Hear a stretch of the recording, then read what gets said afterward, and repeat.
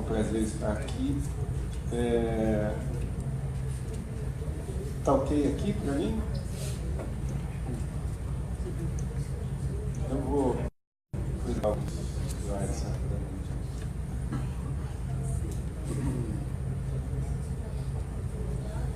Tudo que eu vou falar está nesse documento aqui em cima, chama Previdência Reformar para Excluir. Tá? Esse documento está acessível na internet, daqui a pouco eu passo o endereço para vocês. Foi produzido por mais de 40 especialistas. Nós concluímos esse documento em fevereiro de 2017, porque sabíamos que a partir de março essa reforma estaria no Congresso.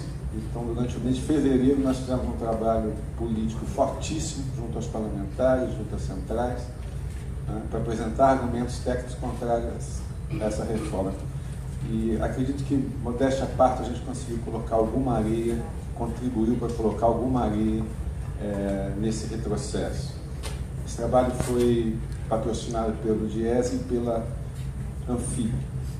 O outro trabalho, também desse grupo de especialistas, é mostrar que o governo brasileiro não possui um modelo atuarial para fazer projeções de longo prazo. Então, tudo que o governo diz sobre as projeções de longo prazo é chute, é palpite, não tem base científica para dizer isso. Esses dois documentos estão disponíveis no site plataformapoliticasocial.com ou no site do Diese ou no site da Anfib. Bom, respondendo já a primeira pergunta aqui do seminário, que qual a importância e o papel da Seguridade Social para a classe trabalhadora e para a sociedade. Eu vou mostrar para vocês o seguinte. Aqui tem aquele negócio para ver. Tem aqui. Aqui são os benefícios da Previdência. Tá? Então, diretamente, o INSS urbano, em 2015, concedia 20 milhões de benefícios. O INSS rural, 9,3 milhões de benefícios. O total dos benefícios diretos, 28,3 milhões. Hoje deve estar mais que isso. Mais de 2/3 desses benefícios equivale ao piso do salário mínimo. Se nós considerarmos que cada uma dessas pessoas tem mais 2,5 pessoas na família, seriam os benefícios indiretos, que é um cálculo que o IBGE faz, então o INSS urbano diretamente beneficiou 19 milhões de pessoas, indiretamente 47, no total beneficiou 66 milhões de pessoas. Idem o rural, se eu somar o rural e o urbano, eu vou ver que a Previdência Social, direta ou indiretamente, ela beneficia quase 100 milhões de pessoas, sendo que a média do benefício é R$ 1.600, sendo que 100% dos benefícios rurais são equivalentes ao piso do salário mínimo. Então, é um instrumento de proteção social extraordinário. Se eu considerar a Seguridade Social, porque a Seguridade Social, além do INSS urbano e do INSS rural, eu tenho o benefício da LOAS, que em 2015 beneficiava 4,5 milhões de famílias, e tem o seguro-desemprego, que em 2015 beneficiava 7,7 milhões de pessoas. Portanto, se eu aplicar esse mesmo raciocínio do direto e do indireto que eu fiz para a Previdência, eu vou dizer que o seguinte: a Seguridade, em 2015, concedia 40 milhões de benefícios diretos, que beneficiavam mais 100 mil membros da família, e direta e indiretamente ela beneficia 140 milhões de pessoas. É sobre isso que nós estamos discutindo aqui. Sendo que 100% do benefício rural é o piso do salário mínimo, 100% do BPC é o piso do salário mínimo, e praticamente o seguro-desemprego é o piso do salário mínimo. Eu estou falando no maior instrumento de proteção social do Brasil. Além de promover, beneficiar direta e indiretamente mais de 140 milhões de pessoas, 82% dos idosos brasileiros têm como fonte de renda ao menos a Seguridade Social, ou a Previdência ou a Assistência Social. A média na América Latina é 30, 35. A Previdência e a Seguridade Social, ela fomenta a agricultura familiar, tem vários estudos que mostram isso. Ela combate o êxodo rural, vários estudos que mostram isso. O êxodo rural, de uma região rural para uma cidade, e o êxodo regional, do Nordeste para São Paulo. Tem vários estudos que mostram isso. Ela promove a economia regional. Mais de 80% dos benefícios, as transferências que são dadas às famílias, é maior do que o município recebe do fundo de participação do município. Ela tem um papel redistributivo, especialmente nos municípios mais pobres. Ela reduz a desigualdade. Tem estudos agora saindo da CEPAL, tá certo, que mostram que a redução do Gini no Brasil, ele cai 16 pontos por força da Seguridade Social, que é a grande parte, Previdência, Saúde, Assistência Social e da educação. A Previdência reduz a pobreza. Aqui é um gráfico que nós fizemos mostrando o seguinte: hoje no Brasil, aqui é por idade, né? Aqui é por idade. Aqui, hoje no Brasil, esse pretinho aqui, a pobreza extrema entre os mais velhos, mais jovens, que têm 65 anos, é quase inexistente. Estão vendo aqui? É isso aqui, essa coisa preta.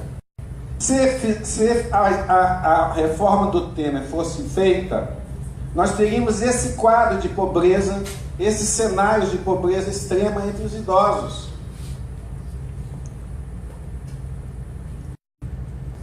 Muito bem. Então, respondi a questão do seminário, Aparecida? Então, já que eu cumpri minha missão, vamos falar de outros aspectos. A reforma da Previdência, vocês já devem ter conversado isso aqui, discutido, eu vi pelo programa que foi dito aqui, ela é parte de um projeto mais amplo. Nós estamos assistindo a uma radicalização do projeto liberal no Brasil. Tá certo? O golpe é uma oportunidade. Que essa agenda está sendo pensada desde os anos 90. Ela foi em parte implantada nos anos 90.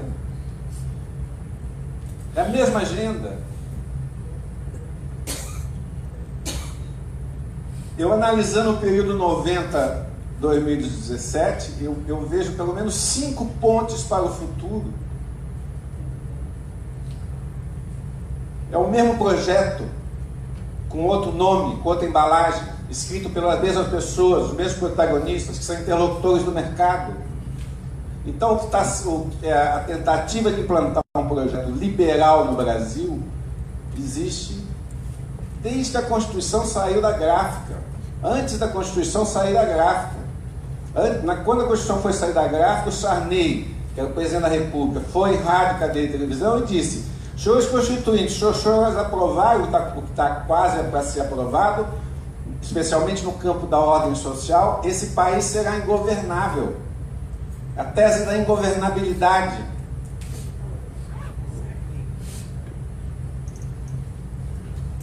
O que está em curso é: as elites do Brasil jamais aceitaram o pacto social da redemocratização.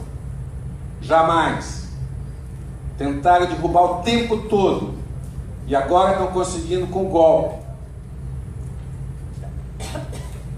O capitalismo brasileiro é tão arcaico que ele não aceita sequer alguns elementos básicos da social-democracia. Social-democracia, você sabe que é uma corrente que procura humanizar o capitalismo. Eu digo que no Brasil o problema não é o déficit da Previdência, é o déficit de capitalismo. Um capitalismo que não sabe conviver com a democracia. É déficit de capitalismo e déficit de democracia. Então, a destruição do contrato social da redemocratização. Se em 89 era a tese da ingovernabilidade, esse país vai ser ingovernável, hoje é a tese que as demandas sociais não cabem no orçamento. As demandas sociais não cabem, as demandas sociais da democracia não cabem no orçamento. Eu só posso equalizar a questão fiscal, tá certo? Se eu acabar com o contrato social da redemocratização. Esse é o argumento. Esse argumento é velho. É o mesmo da tese da ingovernabilidade. E ele esteve presente ao longo de todos esses últimos 30 anos. Então, o que está em curso no Brasil hoje é isso, o golpe. Por que o golpe é uma oportunidade? Porque esse projeto não ganha nenhuma eleição. O golpe é uma oportunidade para, em 2, 3 anos, implantar toque de caixa. Um projeto desse tipo está sendo pensado há mais de 30. Que é a ideia do reforço desse tripé macroeconômico, da reforma liberal do Estado, privatizar o que não foi privatizado nos anos 90, não só na infraestrutura econômica, mas também na infraestrutura social. E no caso do Estado Social que nos interessa, a ideia é destruir o Estado Social, substituir pelo Estado mínimo, que é só o quê? Só políticas focalizadas de transferência de renda para quem é pobre. Quem é pobre? Quem eles dizem que é pobre. Quem eles dizem que é pobre? Quem ganha $1 por dia. Quem ganha mais que $1 por dia não é pobre. Então o Estado só tem que intervir para quem é pobre. Uma política como o seguro-desemprego beneficia os ricos, porque o sujeito não ganha mais que $1 por dia. Esse é o projeto. E esse projeto ele é útil para o ajuste fiscal. Por quê? Porque a Previdência gasta 8% do PIB e o Bolsa Família gasta 0,5% do PIB. Então o que eu faço? Eu endeuso, eu faço uma apologia dos programas focalizados, não só no Brasil, no mundo, e demonizo os programas universais. E essa é uma disputa ideológica que está em curso no país desde os anos 90. Então o projeto é isso, e ele está sendo feito em pelo menos 5 atos principais. O primeiro é a PEC do gasto, que vocês estão discutindo, a 95. O segundo é a ampliação da DRU.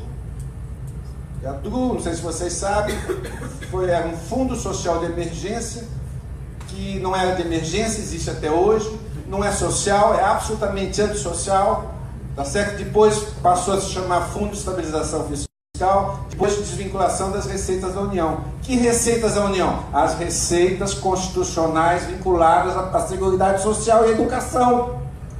Em 1994, o governo passou, a área econômica passou a mão de 20% desses recursos. Isso para a Seguridade Social, até recentemente, representava uma captura de recursos de cerca de 60 a 70 bilhões. Só que esse Congresso aumentou de 20% para 30% e representa hoje uma captura de 110, 120 bilhões. Então, a PEC dos gastos asfixia o financiamento do gasto social, a DRU asfixia o financiamento do gasto social, tá certo? Praticamente nós estamos acabando com a vinculação de recursos. E quem que vai dar o golpe final nisso? A reforma tributária que tramita no Congresso Nacional. Qual o objetivo dessa reforma? Não é enfrentar a obscena regressividade do sistema tributário brasileiro. É simplificar o sistema. Como é que eu simplifico? Substituo diversas contribuições por um imposto sobre o valor adicionado. Assim, ok? Qual que é o pulo do gato? Que as contribuições que estão sendo destruídas são vinculadas à Seguridade Social. E o IVA não terá nenhuma vinculação. Tá certo? Então essa é a terceira perna da destruição do Estado Social. A reforma tributária. A reforma trabalhista eu nem preciso dizer. né, o slogan do Temer fala: o Brasil voltou 2 anos em 20, ele voltou 2 anos em 100. Hã? Em 2 anos ele voltou 100 anos. Não é? Não voltou só 20, voltou 100. Porque no caso da reforma trabalhista nós estamos aqui falando de retornar o padrão de relações trabalhistas para o começo do século passado. É disso que se trata. E isso vai quebrar a Previdência. Nós já escrevemos isso. Nós já avisamos isso. Vai quebrar a Previdência porque o mercado formal de trabalho com carteira assinada, que é quem contribui para a Previdência, vai para o vinagre. E você não vai ter financiador da Previdência. Eles vão finalmente conseguir quebrar a Previdência pela via da reforma trabalhista. Então é esse que é o contexto mais amplo da reforma. É assim que nós temos que entender a reforma da Previdência. É uma peça nesse processo mais amplo. Muito bem. Qual o problema? Uma reforma que atinge 100, 140 milhões de pessoas, o mínimo que se exige é que haja um debate. Mas o debate está interditado.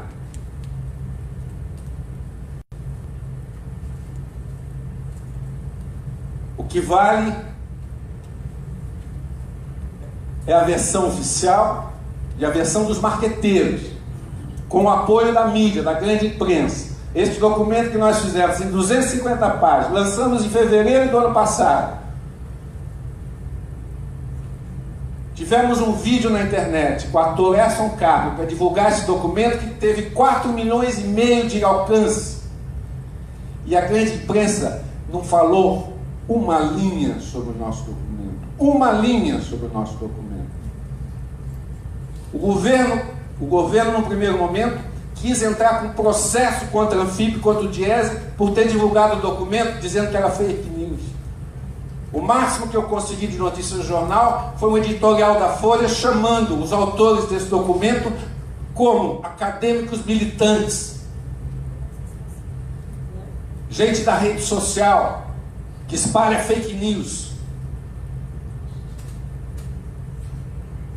Então é esse o debate ideológico. A democracia requer a imprensa. A imprensa é primordial numa democracia. Por quê? Porque ela aponta o contraditório, aponta as diversas opiniões sobre um determinado tema. Isso esclarece a população. Mas a imprensa no Brasil não é democrática. A imprensa no Brasil, ela é partidária e seletiva. Então o que vale é o que a imprensa divulga. Agora a questão central é a seguinte: eu não faço debate e eu não tenho um diagnóstico. A grande questão é a falta de diagnóstico. Eu pergunto para o senhor, nos últimos 20 anos nós fizemos pelo menos 4 grandes reformas da Previdência. Nenhuma delas funcionou. Elas não surtiram nenhum efeito. Hoje no Brasil, onde está o problema? Está no regime geral, daqueles 140 milhões que recebem um salário mínimo e meio em média por mês? Ou está na previdência do parlamentar, na previdência do judiciário, na previdência do militar? Ou na previdência dos estados e municípios? Onde está o problema? Se for da previdência do setor público, o problema é de estoque ou de fluxo. Ou seja, quem entrou dentro da lei do FUNPREV, que foi aprovado em 2012, ou quem está antes do FUNPREV?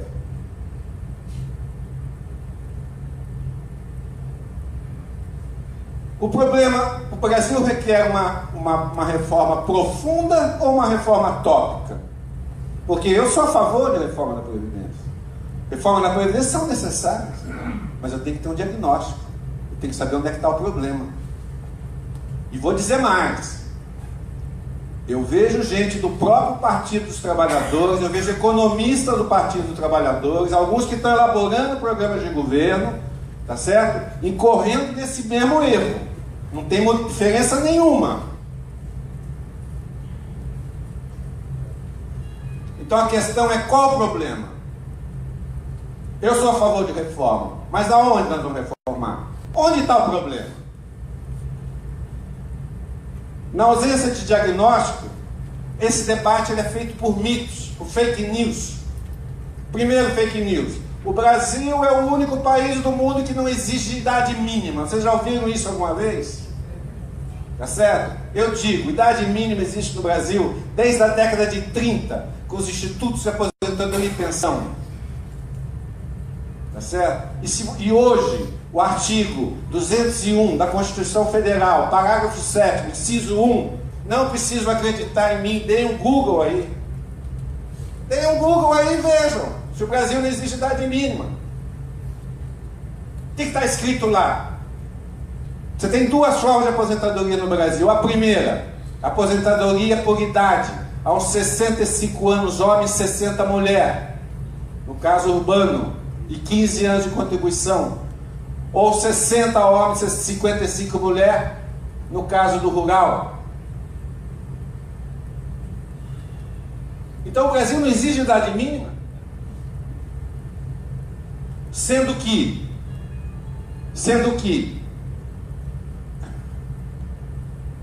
aqui não está funcionando, dá para você dar sendo que 64%, se eu colocar só aposentadoria por idade e aposentadoria por contribuição, 64% das aposentadorias são por contribuição, são por idade.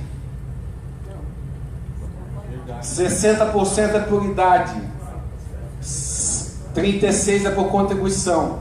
Então, se há um problema de não ter idade, porque quem se aposenta por tempo de contribuição tem que ter 35 anos de contribuição ou 30 mulher, mas não exige idade. Primeiro, esse problema representa 36% do total. Segundo,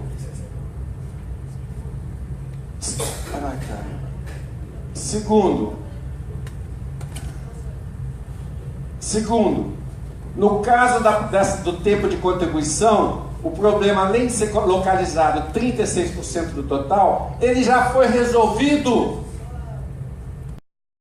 Quando? Pela reforma que foi feita em 2015, Lei 13.183/2015. Não acredita em mim, dei um Google. O que diz essa lei? Diz que a fórmula 85/95 do fator vai evoluir gradativamente até chegar em 2026, que vai vigorar a fórmula 90/100.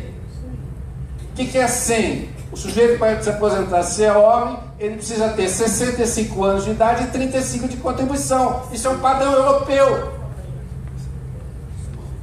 Então, não só o Brasil não exige idade mínima, como as aposentadorias que não têm idade são minoritárias e o problema foi resolvido. Outra questão. As aposentadorias no Brasil são precoces. Pois bem, aqui, a maior parte das aposentadorias do Brasil, quase 70% delas, que é aposentadoria por idade, a média do urbano é 63 anos, porque o homem é 65 e a mulher é 60. A média de aposentadoria rural é 58, por quê? Porque o homem é 60, a mulher é 55. A média da aposentadoria é 60 anos. 60 anos não é um padrão abaixo da OCDE. Agora, por que dá 53? Porque eles pegam essas situações, mais pensões, mais não sei o que, misturam tudo, tá certo? E fazem uma média. Tá certo? A média não pega a especificidade de cada situação.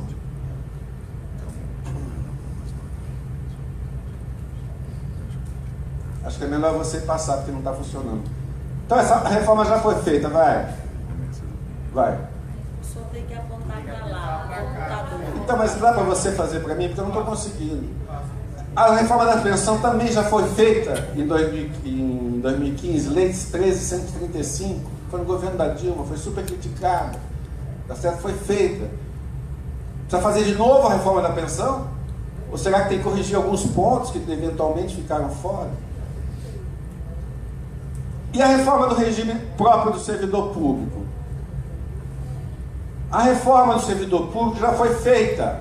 Ela começou com a Emenda Constitucional 20, de 1998, que criou a Previdência do regime complementar, privado e público.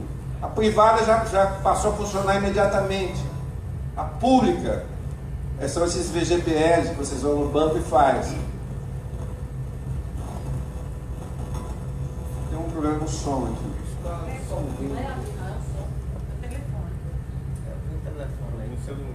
Pode ir. Essa reforma tramitou desde 1994, desde 1998, e a regulamentação disso aconteceu, volta lá, aconteceu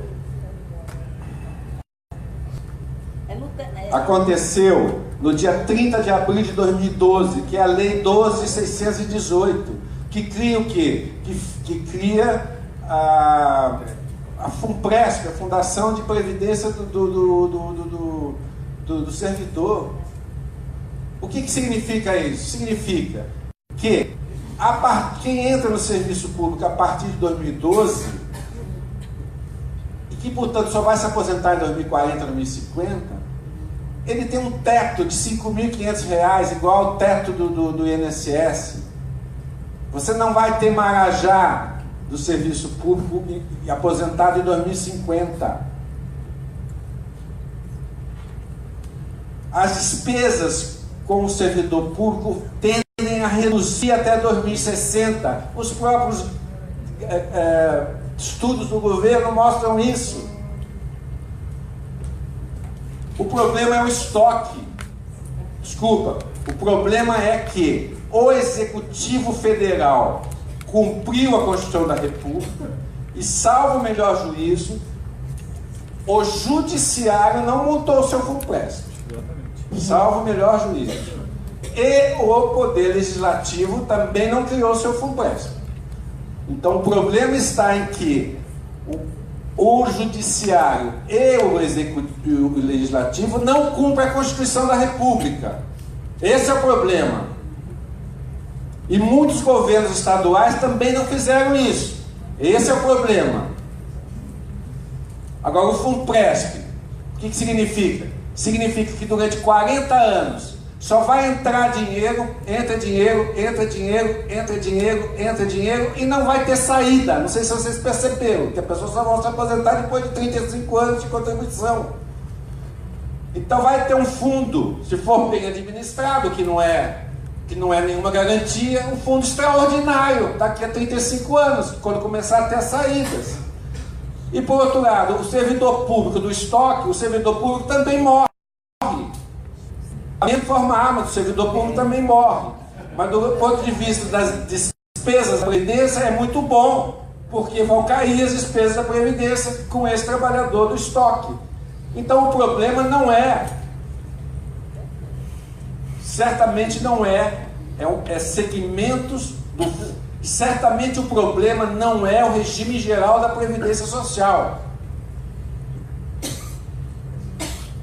Existe idade mínima, os benefícios são baixos, etc, etc. O problema no setor público não é o que entrou a partir de 2012.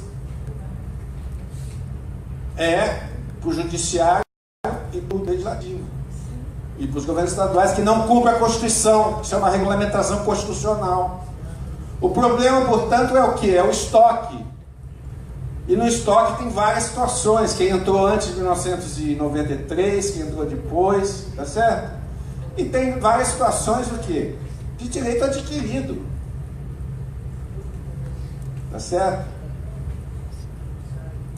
Mas eu não posso fazer uma reforma.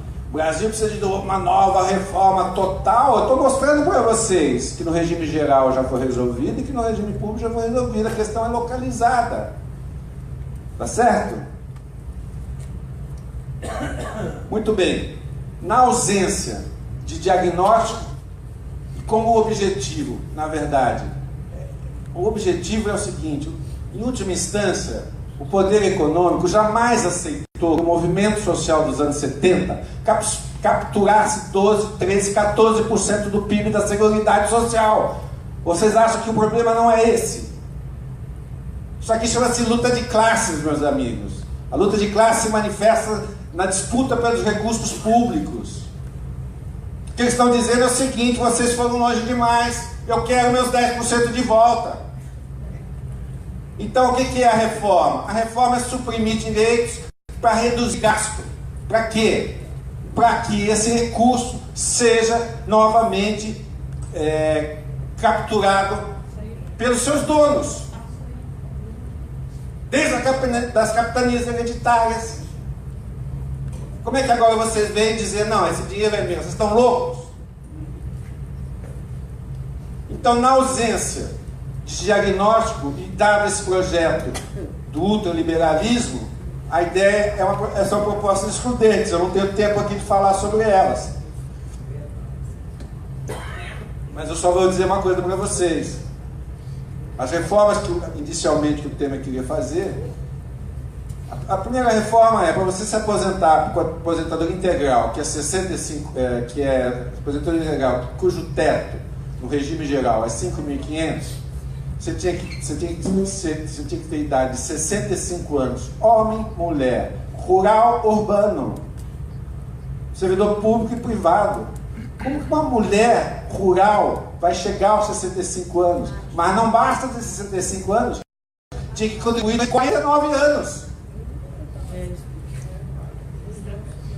Para você ter aposentadoria parcial, mesmas regras, mas contribuição de 25 anos. 80% dos trabalhadores brasileiros, antes da reforma trabalhista, não contribuíam durante mais do que 22, 23 anos. Então, mesmo na parte, para você ter uma aposentadoria parcial, a reforma excluía 80% dos trabalhadores brasileiros. Isso por quê? Porque naquele momento a informalidade no Brasil, depois de cair bastante, se você pegar essa série para cá, ela cai muito, chegou aqui a 41, ela começa a subir aqui, está subindo de novo, hoje a informalidade já é assim, mais de 50%, e vai aumentar muito com a reforma trabalhista. E quanto mais informal, mais difícil contribuir. Se essa é a média nacional, aqui nós temos a média por estados da federação. Então a média nacional naquele ano era em torno de 40%, 48%, mas aqui, no Maranhão, a informalidade chegava a 75%.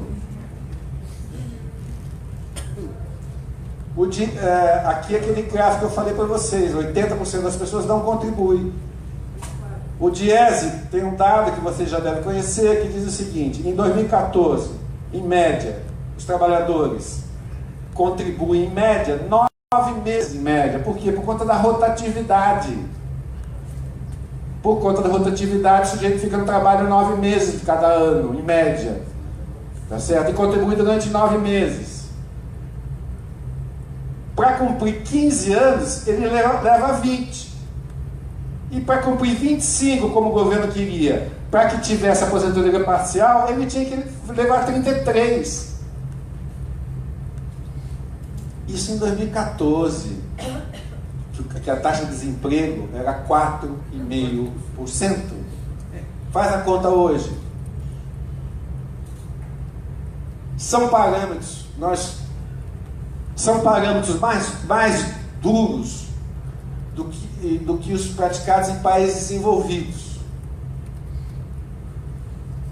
O que nós dizemos desse documento, que a proposta original do Temer, ela simplesmente excluía o direito à proteção à velhice no Brasil. Ela jogava na lata do lixo a Declaração Universal dos Direitos do Homem de 1948 da ONU.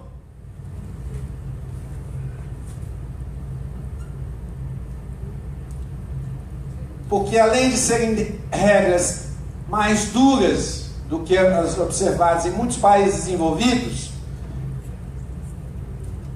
não dá para comparar o Brasil o segundo país mais desigual do mundo, com as condições de vida dos países da OCDE. O que eles queriam? Estavam se inspirando no modelo da OCDE. Estão se inspirando no modelo da OCDE para um país que tem 400 anos de escravidão e que se reflete em todos esses indicadores aqui, que eu não tenho tempo para mostrar para vocês, mas estão nesse nosso livro. Qualquer indicador desse, você vai ver que o Brasil, se eu puder sintetizar isso, é o seguinte: se fosse um campeonato de futebol, os países da OCDE estão na Série A e o Brasil está na zona de rebaixamento da Série D. Tá certo? É a síntese que eu faço de todas essas coisas que estão aqui. E como é que eu quero, nessa condição, querer inspirar a reforma brasileira nos padrões da OCDE? Vou dar só um exemplo. Aqui é a média que as pessoas entram na escola nos países mais desenvolvidos, que é em torno de 20 anos no mercado de trabalho, desculpe, em torno dos 23 anos, homens e mulheres. Com 23 anos eles entram no mercado de trabalho. Então, se ele contribuir durante 35 anos, com 60, 65, tá certo? Muito bem, como é que é no Brasil? No Brasil é o seguinte,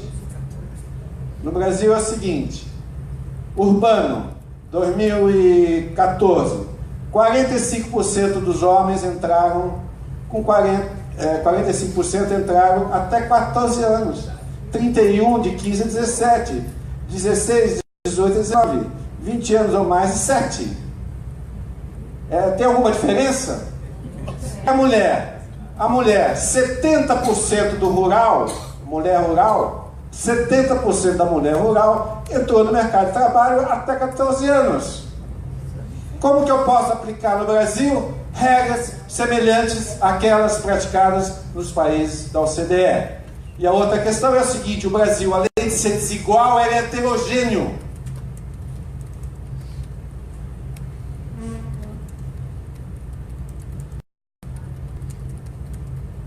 A expectativa de vida no Brasil, homens e mulheres, média, é 75 anos.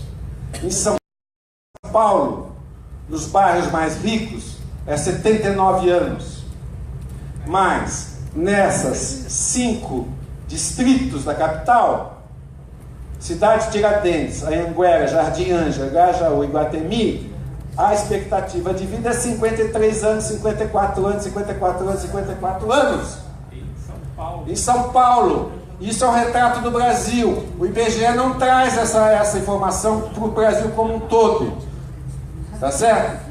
Se você pegar o IDH, que é o Índice de Desenvolvimento Humano, que ele é uma coisa feita pelo PNUD, da ONU, desde 1990. Se você pegar esse estudo e pegar os 5.555 municípios brasileiros, você vai ver o seguinte: só 40 municípios do Brasil são classificados com IDH muito alto, que é o patamar próximo às nações da OCDE.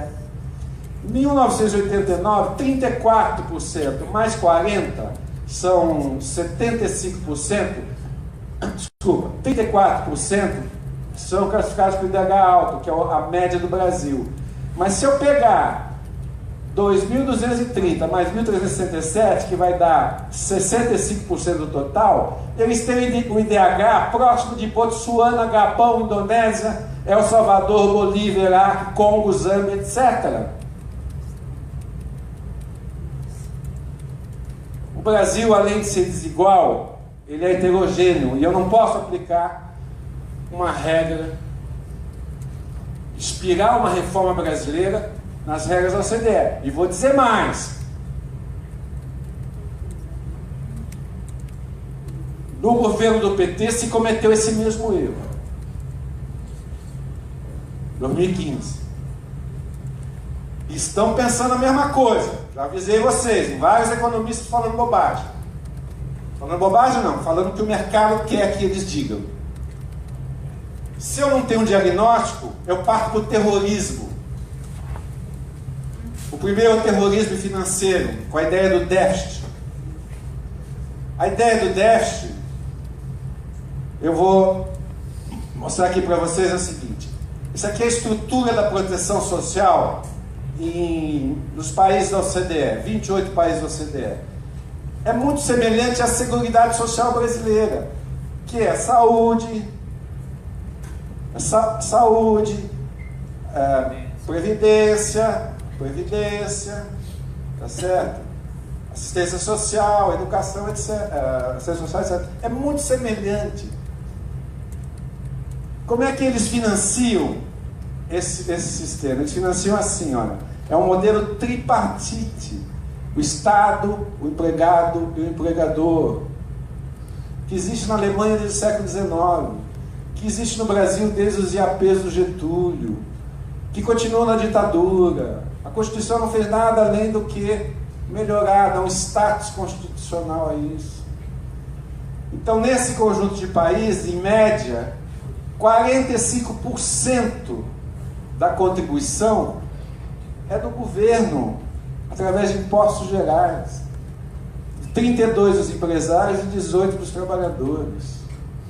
Na Dinamarca, 75% do financiamento são de impostos gerais. O que esses países fizeram? Fizeram uma reforma tributária progressiva, que taxa a renda do patrimônio. E você transfere a renda pela Seguridade Social. Tá certo? Então, na Dinamarca, 75% do gasto são os impostos gerais. Já vou adiantar para vocês que o déficit do Brasil é não considerar essa parte. Se a Dinamarca fosse uma república de bananas, o déficit da Dinamarca seria 75% do volume gasto. Ou, se vocês quiserem em termos do PIB, o déficit da Previdência da Dinamarca anualmente seria de 28% do PIB.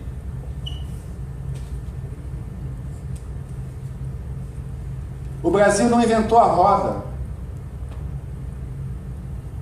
O Brasil não inventou a roda. Os nossos constituintes, em 1970, quando começaram a pensar a reforma, olharam aonde? Olharam na Europa. Cresceu, distribuiu renda.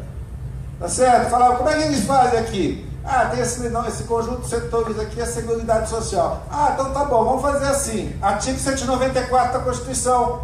A Seguridade é formada pela saúde, previdência urbana, previdência rural, assistência social, seguro-desemprego. Aí eles olhavam, como é que vocês financiam essa porcaria aqui? Ah, a gente financia esse sistema tripartite. Ah, é? Então vamos fazer isso também. Artigo 195, orçamento da Seguridade Social, que é tripartite, que é o Estado, o trabalhador e o empregador. E como nós não fizemos a reforma tributária em 1988, o que os constituintes fizeram? Para que o Estado coloque a sua parte, tá certo? Nós vamos criar contribuição sobre o lucro líquido das empresas, que não existia. E nós vamos criar uma contribuição que, olha que coisa extraordinária o nome dela: Contribuição Social para o Financiamento da Seguridade Social, COFINS. E criamos uma parte do PIS/PASEP, que já existia, para financiar o programa Seguro-Desemprego. Os estudos mostram que a Seguridade Social sempre foi superavitária. Aqui não dá para ver se vai. Aqui vocês têm uma síntese. O que se faz? Você pega todas as receitas. Deixa eu só mostrar uma coisa aqui para vocês.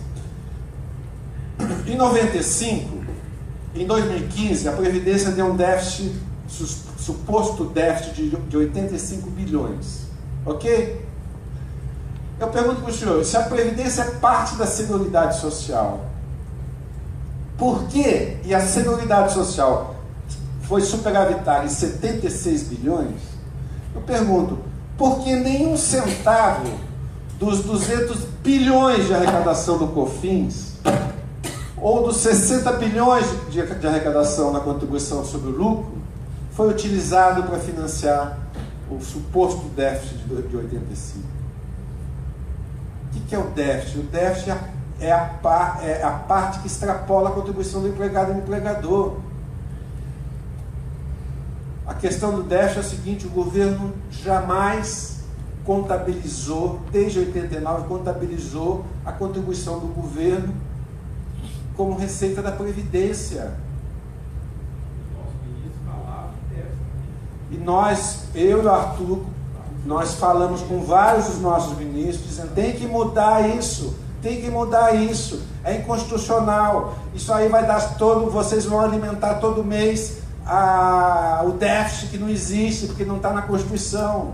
Quantas vezes, Arthur? Quantas vezes, Arthur? Tá certo? Tá certo?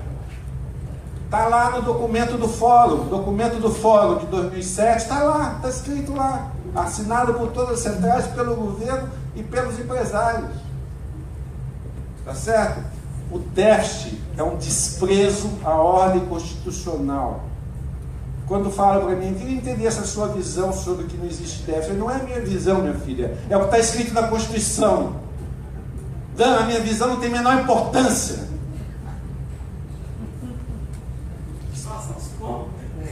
Não é faça as contas, não precisa fazer conta, Arthur. Dá um Google na Constituição, dá um Google. Leia o que está escrito no artigo 193 e o que está escrito no artigo 194. A minha visão que você não tem a menor importância. Minha visão. E os estudos mostram que a Seguridade foi superavitária, mesmo com a DRU que tirou nos últimos anos 60 bi, mesmo com as desonerações, as isenções fiscais sobre as fontes de receita da Previdência, contribuição sobre o lucro, contribuição sobre o faturamento, etc. Contribuição do trabalho do empresário, tá certo? Que em 2015 retiraram 157 bilhões da Seguridade. Então a Seguridade, mesmo com essas restrições, mesmo com a DRU, ela sempre foi superavitária até 2015. 2016 é o primeiro ano que ela dá prejuízo, por conta que você teve 2 anos seguidos de queda de PIB de 3,5% ao ano, são 7% ao ano acumulado. A renda per capita no Brasil retrocedeu 10 anos, não é possível, né, você continuar dando um superávit, tá certo? A outra, terrorismo. Hoje tem um déficit na Previdência e em 2060 vai ser explosivo. Economista não acerta projeção trimestral.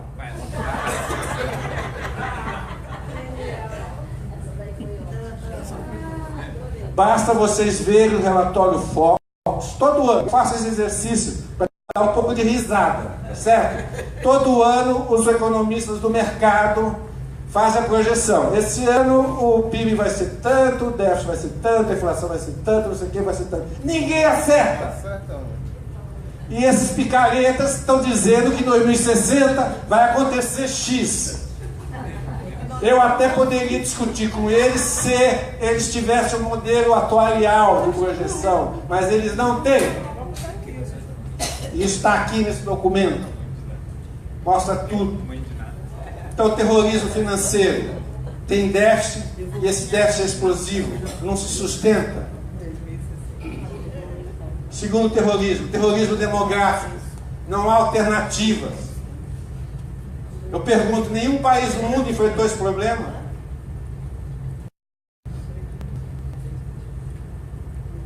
Qual que é o argumento? O argumento é: a cada dia que passa com o envelhecimento, o número maior de trabalhadores ativos, o número menor de trabalhadores ativos vai financiar o número maior de trabalhadores inativos. E isso é insustentável. É? Pergunto, a Previdência é financiada só pelo trabalhador ativo? Acabei de mostrar para vocês que a Seguridade Social, 54% na Europa, e nós copiamos esse modelo, é financiada pelas políticas do governo. Esse tipo de raciocínio tinha algum sentido em meados do século passado, quando você tinha uma linha de produção fordista. Para produzir um automóvel você precisava de 200 empregados. Hoje você produz um motor sem nenhum empregado. teve um ganho de produtividade, alguém se apropriou disso. Eu não posso pensar em 2050 com os mesmos parâmetros de 100 anos atrás, porque eu estou à frente da 4ª Revolução Industrial que está em curso. O que nós temos que fazer? Nós temos que fazer a reforma tributária. Tem que fazer a reforma tributária, taxar renda e patrimônio. E esse excedente de recursos você transfere para o financiamento da questão social. Isso que eu estou falando não é receita de nenhum país bolivariano. É o que os países capitalistas desenvolvidos fizeram. O outro terrorismo é o terrorismo econômico. Outra questão na questão demográfica. Nós temos hoje cerca de 50%, eles dizem que daqui a 40 anos você vai ter um exército de velhos de mais de 50 milhões de velhos. É verdade, vai ter mesmo. Agora eu pergunto o seguinte: hoje nós temos mais de 50 milhões de trabalhadores na informalidade, que não contribuem para a Previdência. E se eu tivesse um projeto de desenvolvimento que incorporasse 50 milhões de pessoas hoje? E que, portanto, passasse a contribuir e aumentar a receita hoje. Então, não há alternativas, uma ova. Tá certo? Há alternativas. A outra questão é o terrorismo econômico. O terrorismo econômico é mais patético ainda. Tá certo? Porque se a reforma da Previdência não for feita, o país, o destino da nação está repousado em cima da reforma da Previdência. Porque se ela não for feita, a inflação vai subir, o desemprego vai aumentar, os investidores externos vão embora, o risco do Brasil vai subir. Mas com base em quê? E eu vejo ministros de Estado dizendo isso. Com base em quê? Agora que perderam a reforma da Previdência e passaram a achar que sem a intervenção militar no Rio de Janeiro o país vai quebrar, eles pararam de falar da Previdência. Você percebeu isso? Tá certo? Mas estão voltando a carga. Qualquer programinha de televisão, ontem eu estava assistindo com 2 economistas lá, o discurso é esse: sem a reforma da Previdência o país vai quebrar. Tá certo? É uma coisa que não tem sustentação. Muito bem, para terminar, alternativas. A questão é a seguinte, gente, deixa eu dizer uma coisa para vocês. Quando vocês observam os países que passaram por transições demográficas, o que aconteceu? O gasto deles com previdência passou de algo em torno de 7% do PIB para algo em torno de 12, 13, 14% do PIB. É isso que vai acontecer no Brasil. Então nós temos que arrumar 7% do PIB. Tá ok? 7% do PIB. O governo dizia que essa reforma, que sem ela o Brasil quebraria, daria uma economia anual de 50 bilhões. Tá certo? 50 bilhões. Eu só vou dar um dado para vocês. No mesmo período que o governo falava isso, ele deu um perdão para as petroleiras durante 30 anos, para 8 petroleiras internacionais do pré-sal, que não precisam pagar impostos durante 30 anos, tá certo? Que estudos estimam que só esse perdão era algo em torno de R$1 trilhão. Se você fizer a conta, 1 trilhão dividido por 25, vai dar algo em torno de 50, 60, 70 bilhões por ano. Tá certo? Então, como acreditar que sem a Previdência, que dá uma economia de 50 bilhões por ano, sem ela, o país quebra, e ao mesmo tempo eles dão uma isenção fiscal para 8 petroleiras cuja perda de receita é esse mesmo valor. Eu posso citar diversos outros exemplos, como o refinanciamento que ocorreu em 2015.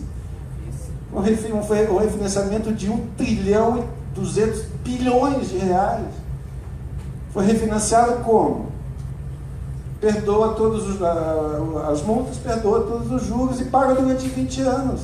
E daqui a 4 anos a gente faz um outro refinanciamento, é o que está dito lá. Bom, se o país está quebrando, Por que eu faço um refinanciamento para mal pagador?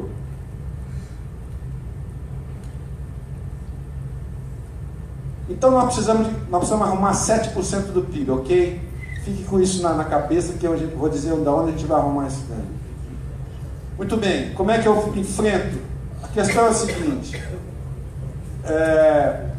crescimento econômico, gente.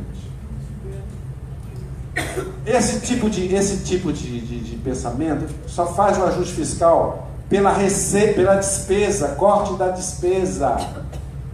Você pode fazer o ajuste fiscal aumentando a receita. Você está na sua casa, eu odeio usar exemplo de casa para falar de país, mas você está na sua casa, tem um problema de orçamento, você pode cortar a despesa, pode arrumar outro emprego. Uma consultoria.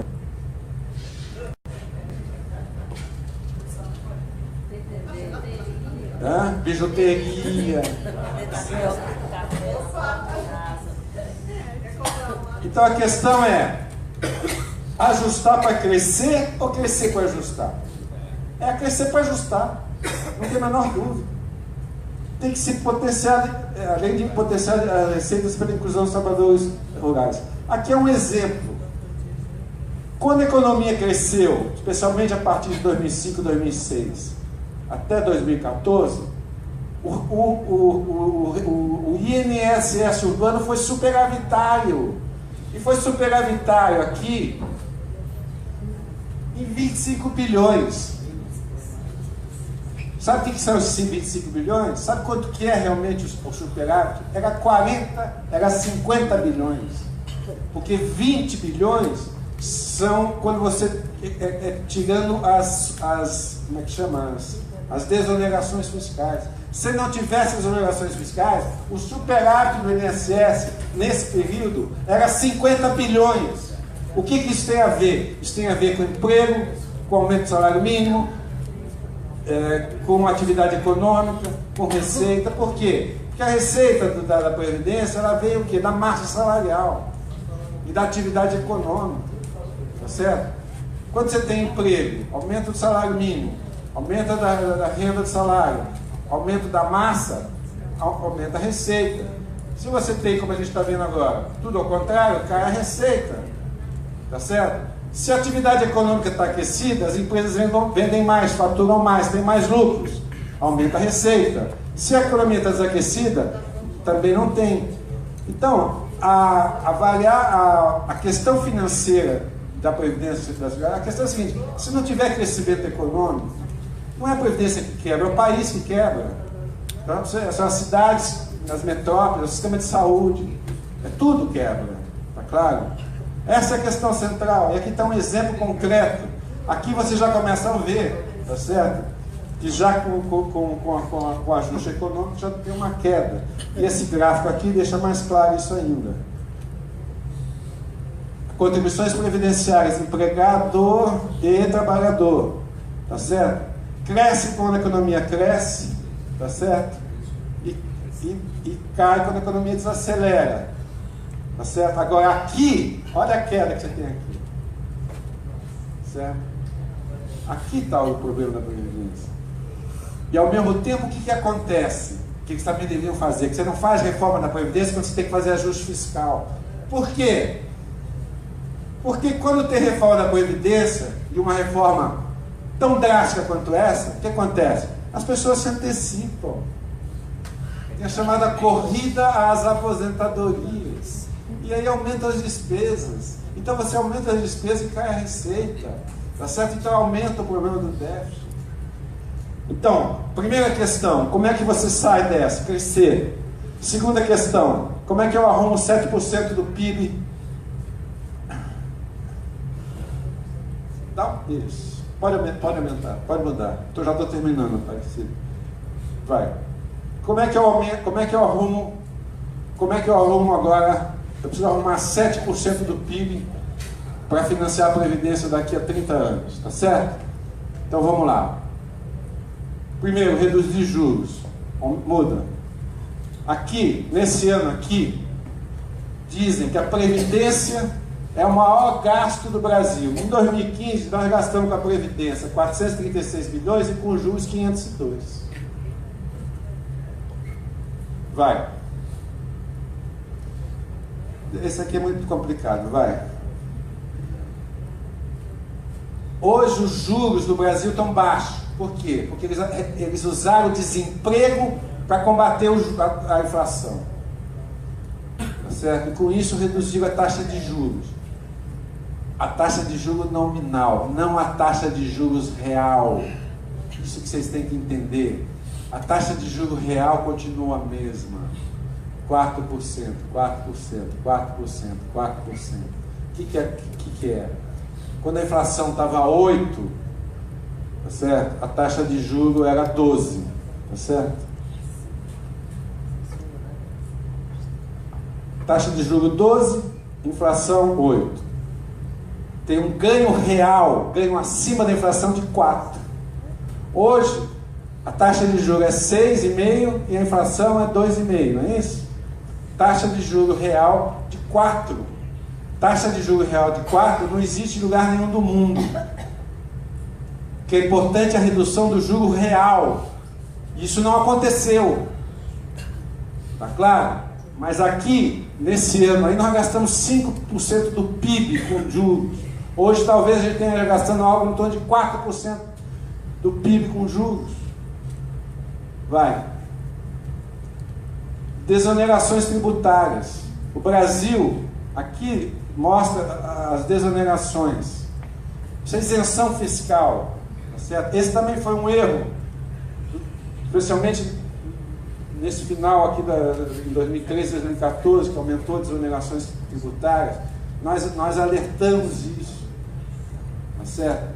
Especialmente quando se deixou quando se fez com que acabou com a contribuição patronal para a Previdência em 2012. Tá certo? O que é isso aqui? Vamos pegar aqui. 282 bilhões em 2015. O que são esses 282 bilhões? Isso aqui são isenções fiscais que o governo concede. 283 bilhões são... O governo todo ano deixa de arrecadar 283 bilhões, porque ele dá de benefício. Ele dá de isenção fiscal, subsídio. Isso, benefícios fiscais são importantes. Por exemplo, quando o Brasil teve a crise de 2007, 2008, precisava dar incentivo para a indústria branca, para o automóvel. Isso precisa fazer mesmo, é política anticíclica. Mas a crise passou, você retira o subsídio. O que acontece no Brasil? Você dá o subsídio e nunca mais tira. Tá certo? Então você tem aqui 282 bilhões, e são os dados de 2015, que o governo abre mão. Isso representa 23% da receita do governo federal. Isso representa 4,93% do PIB. Nós estamos procurando 7% do PIB da Previdência. Eu já falei aqui de 4,5 mais 4,5. Já falei de 9. Vai. Vai. Todo ano no Brasil, a sonegação de impostos é estimada em 450 bilhões. São outros 5% do PIB.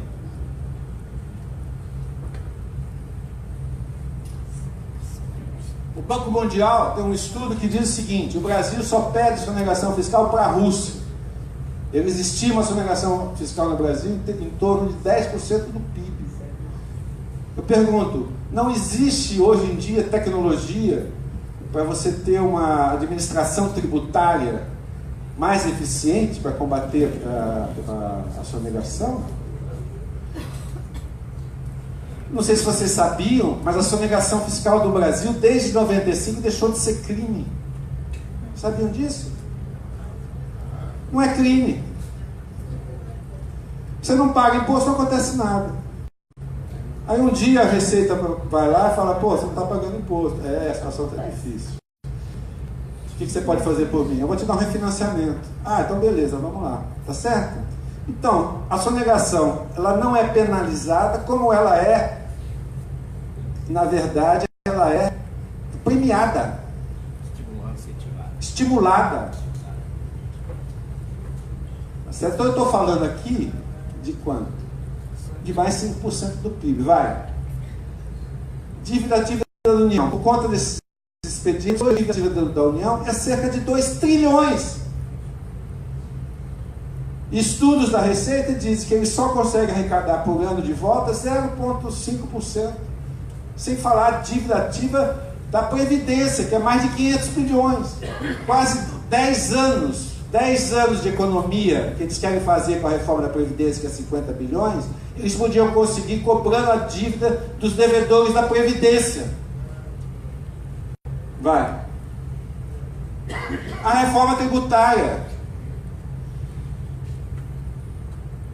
Tudo bem que você não vai poder aumentar mais a carga tributária em relação ao PIB, a carga tributária do Brasil, ela não é elevada, ela é menor que a média da OCDE, mas é maior do que a dos países desenvolvidos.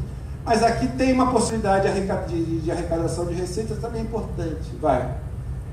E finalmente, para encerrar, nós temos que superar as inconsistências do regime macroeconômico brasileiro. Porque qual que é a questão aqui? A questão aqui é assim. Ontem à noite, estava vendo na televisão, vi 2 economistas falar a mesma coisa. O problema no Brasil é consolidação fiscal. O problema no Brasil é o gasto fiscal. Aí um deles falou assim, mas eu vejo que essa equipe econômica fez uma coisa maravilhosa, porque os gastos não fiscais cresciam 3, 4% acima da inflação. E nos últimos 3 anos ficou 0%. Não cresceu nada acima da inflação. Eu queria perguntar para ele, sim, só que a dívida pública brasileira passou de 56% do PIB para quase 90%. Se o gasto primário não financeiro ficou parado, por que a dívida cresceu? Cresceu não, quase dobrou em 3 anos. Porque a dívida brasileira não tem nada a ver com o fiscal, tem a ver com o financeiro. Vai. Aqui é cidade de julho de 86, mas a dívida pública bruta no Brasil era em torno de 55%, aqui em 2 anos já foi para 66% e hoje está aqui. Sendo que as contas primárias estão 0 de aumento. Então, como que se o problema fiscal brasileiro são as contas primárias, por que essa porcaria cresce? Vai. Aqui é um estudo que o Pedro Rocha, os economistas fizeram, um documento que está Austeridade e Retrocesso, que eles mostram o seguinte, mostram para o período em 2015, a dívida bruta, subiu mais de 10, 12 pontos percentuais do PIB. O déficit nominal foi 12 pontos percentuais do PIB. E eles mostram que desses 12 pontos percentuais do PIB, em 2015, o resultado primário representou 1%. Todos os outros gastos têm a ver com juros do custo do INES, juros de reserva, juros dos swaps cambiais, juros do semiqueiro da ONU. Então o problema fiscal brasileiro não é as contas não financeiras, certo? É uma estrutura macroeconômica, tem a ver com o tripé macroeconômico, será que agora não tenho tempo para explicar para vocês? Certo? Que leva necessariamente a um baixo crescimento econômico e, portanto, perda de arrecadação, tá certo? Num contexto de juros elevados que faz com que a dívida pública cresça. Tá? Então, é isso. Essa que é a questão. Tá certo? A Seguridade é o principal mecanismo de proteção social do Brasil. A reforma, ela tem por projeto, parte de um projeto mais amplo, de implantar o ultraliberalismo no Brasil, algo que está sendo tentado há mais de 30 anos e que agora é uma oportunidade. A Previdência é parte desse projeto de destruição do Estado Social. Essas elites nunca aceitaram o Estado Social de 88, tá certo? Estão fazendo isso sem diagnóstico, o governo não tem diagnóstico. Eu mostrei para vocês o que eles dizem que são anomalias no caso brasileiro, simplesmente são fake news ou já foram consertados. Disse para vocês que nós fizemos 4 grandes reformas e hoje eu diria que tem apenas algumas questões tópicas, que o Brasil não precisa de uma reforma estrutural, mas reformas tópicas. Tá certo? E na ausência de diagnóstico, o que prevalece? O terrorismo. Terrorismo financeiro, terrorismo econômico e o terrorismo moral. E que existem alternativas. Tá claro? Acho que em torno dessas questões que nós temos que nos mobilizar. Tá certo? E nós temos que começar a ler direitinho o que estão falando os nossos economistas que estão preparando o plano de governo do PT. Porque eles não estão falando o que eu estou falando, não. Tá certo? Muito obrigado.